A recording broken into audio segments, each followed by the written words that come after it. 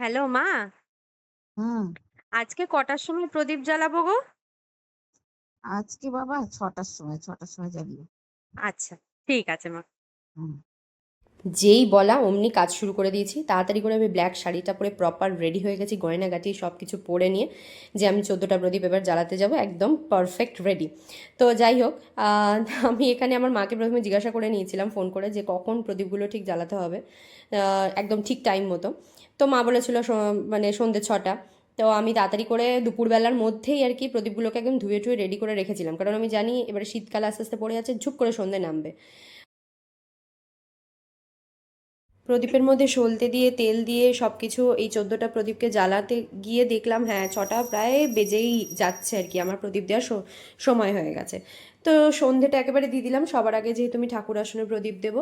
তারপরে আমি দিয়ে দিচ্ছি, যেহেতু মা লক্ষ্মী রয়েছে আমার ঠাকুর আসনে, মা লক্ষ্মীর সামনে একটা প্রদীপ দেবো। তারপরে আমি তুলসী তলায় চলে যাচ্ছিলাম।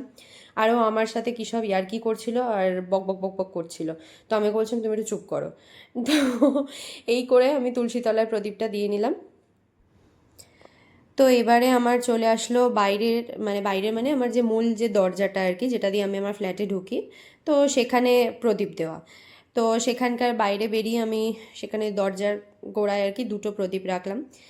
আর আজকে সকালবেলাতে আমি বিগ বাস্কেট থেকে যেহেতু অনেকগুলো জিনিস অর্ডার করেছি, তার মধ্যে একটা ছিল যেটা 4টে সেট এসছে ফ্লোটিং ক্যান্ডেলস। তো ওই ফ্লোটিং ক্যান্ডেলসটাই বললাম যে একটা অন্তত বার করে আজকে আমি জ্বালাই। ও বলছে আজকে জ্বালিয়ে ফেলবে নাকি সব কিছু, তাহলে কালকে কি জ্বালাবে? আমি বললাম না, কালকে 3টে জ্বালাবো। তো আজকে এটাই একটা জ্বালালাম, বেশ দেখতে একটু ভালো লাগবে, ছবি টবি তুলবো তার জন্য।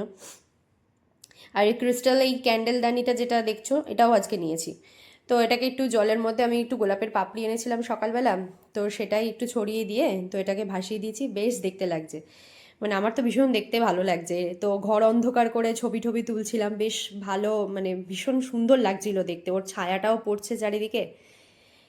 তো আমি একটু দেখিয়ে দিই, আমি 14টা প্রদীপ একটা একটা করে দিয়েছি। ও তার মধ্যে লাইট জ্বালাতে যাচ্ছিল, আমি বললাম যে দাঁড়াও, আগে অন্ধকার ঘরে প্রদীপের আলো দেখতে এত ভালো লাগে এবং মনটা এত শান্তি হয়ে গেল দেখে। মানে কি সুন্দর বেশ ঠাকুরের এখানে জ্বলছে, ঘরের মেঝেতে একদম মাঝখানে একটা দিয়েছি সেখানে জ্বলছে, রান্নাঘরের সাইডে একটা দিয়েছি সেখানে জ্বলছে। আর আমি এরকমভাবে একটা সোফা সেট দিয়ে কার্পেট দিয়ে এরকম ডেকোরেশন একটা টাইপের করে রেখেছি সেখানে, এই যে ঘর অন্ধকার থাকলে কি সুন্দর দেখাচ্ছে এটা।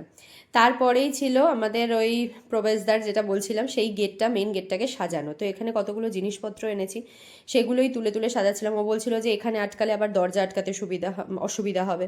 তো তার জন্য আমি বললাম যে ঠিক আছে, তাহলে একটা কাজ করি, তাহলে একটা সুতো দিয়ে আমাদের গ্রিলটা যেটা আয়রন মানে গেটটা, সেটার মধ্যেই করে দিই তাহলে। তো সেই কাজই চলছে, একবার এখানে একবার ওখানে কোনটা কিভাবে মানাবে সেই সবই মানে আমরা দুজন মিলে ডিসাইড করছিলাম। তো এই যে এইটা সাজিয়ে ফেলেছি। তো এখন যেটা মনে হচ্ছে সেটা হচ্ছে যে ওপর দিকটা কিছু একটা দিলে ভালো হতো, ওপর দিকটা বড্ড ফাঁকা ফাঁকা লাগছে। তো বাজারে আবার গেছিলাম, মানে সেকেন্ড টাইম আবার আমাকে বাজারে যেতে হলো। ফল, শাক, সবজি, এছাড়া কালকের পুজোর জিনিসপত্র সব কিছু নিয়ে এসেছি। আর এই মেন গেটটার ওপরটায় সাজানোর জন্য এই যে এরকম পিঙ্ক আর হোয়াইটের মধ্যে যে মালাটা রয়েছে সেইটা এনেছি। ও ওপর দিয়ে আরেকটা দিয়েছে, আমি এইটা আরেকটা দিয়েছি।